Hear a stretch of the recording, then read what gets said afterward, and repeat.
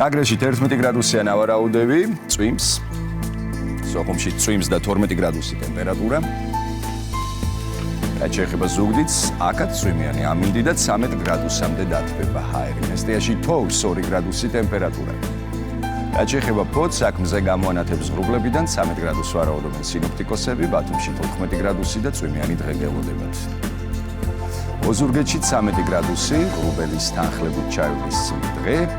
ქუთაისში 13 გრადუსი, ასევე და ღრუბლიანი გელით, ამბროლაურშიც ღრუბელია და 9 გრადუსი ტემპერატურა.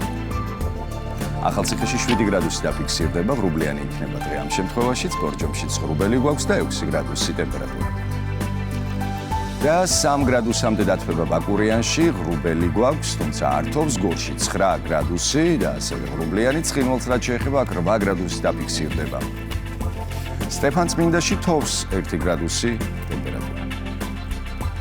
გუდაურში -3 გრადუსი და თოვს და ბარდნის, თელავში 13 გრადუსამდე დათბება, მოღრუბლულია. დღის განმავლობაში რუსთავშიც გვაქვს ღრუბელი 12 გრადუსი და ჩვენს დედაქალაქში ღრუბელი გვაქვს, თუმცა მზეც გამოანათებს ღრუბელიდან და აი კადრი ჩვენი დედაქალაქის სწორედ ამ წუთებში, რომელსაც გვაწვდიან სატელევიზიო ანძიდან.